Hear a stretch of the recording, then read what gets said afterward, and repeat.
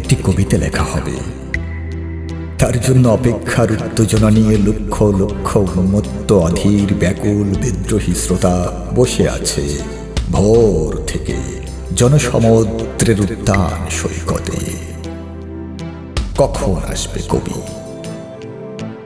এই শিশু পার্ক সেদিন ছিল না, এই বৃক্ষে ফুলে শোভিত উদ্যান সেদিন ছিল না, এই তন্দ্রাচ্ছন্ন বিবর্ণ বিকেল সেদিন ছিল না।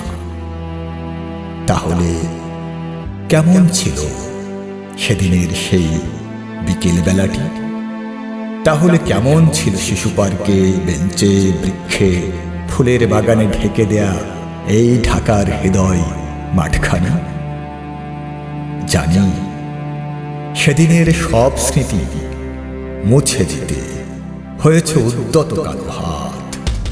তাই দেখি কবি এই বিমুখ প্রান্তরে আজ কবির বিরুদ্ধে কবি, মাঠের বিরুদ্ধে মাঠ, বিকেলের বিরুদ্ধে বিকেল, উদ্যানের বিরুদ্ধে উদ্যান, মার্চের বিরুদ্ধে মার্চ।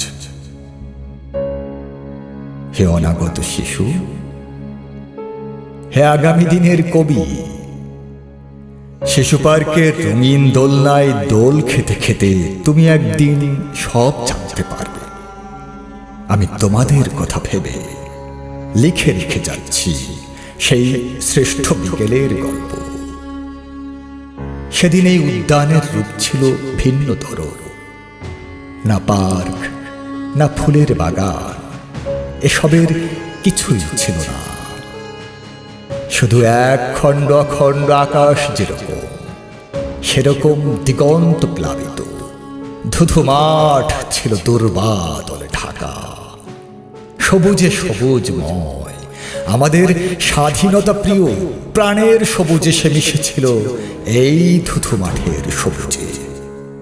কপালে কবজিতে লাল শালু বেঁধে এই মাঠে ছুটে এসেছিল কারখানা থেকে লোহার শ্রমিক। লাঙল জোয়াল কাঁধে এসেছিল ঝাঁক বেঁধে উলঙ্গ কৃষক। পুলিশের অস্ত্র কেড়ে নিয়ে এসেছিল প্রদীপ্ত চোখ। হাতের মুঠোয় মৃত্যু, চোখে স্বপ্ন নিয়ে এসেছিল মধ্যবিত্ত, নিম্ন মধ্যবিত্ত, করুণ, কেরানি, নারী, বৃদ্ধ, বেশ্যা, ভবঘুরে। আর তোমাদের মতো শিশু পাতা কোরআনীরা দল বেঁধে একটি কবিতা পড়া হবে। তার জন্য কি ব্যাকুল প্রতীক্ষা মানুষের! কখন আসবে কবি, কখন আসবে কবি! শত বছরের শত সংগ্রাম শেষে রবীন্দ্রনাথের মতো দৃপ্ত পায়ে হেঁটে অতঃপর কবি এসে জনতার মঞ্চে দাঁড়ালেন। তখন পলকে দারুণ ঝলকে তরিত উঠিল জল, হৃদয়ে লাগিল দোলা, জনসমুদ্রে জাগিল জোয়ার, সকল দুয়ার খোলা। কে রোধে তাহার বজ্র কণ্ঠবাণী, গণসূর্যের মঞ্চ কাঁপিয়ে কবি শোনালেন তাঁর অমর কবিতা খানা। এবারের সংগ্রাম আমাদের মুক্তির সংগ্রাম, এবারের সংগ্রাম স্বাধীনতার সংগ্রাম। সেই থেকে স্বাধীনতা শব্দটি আমাদের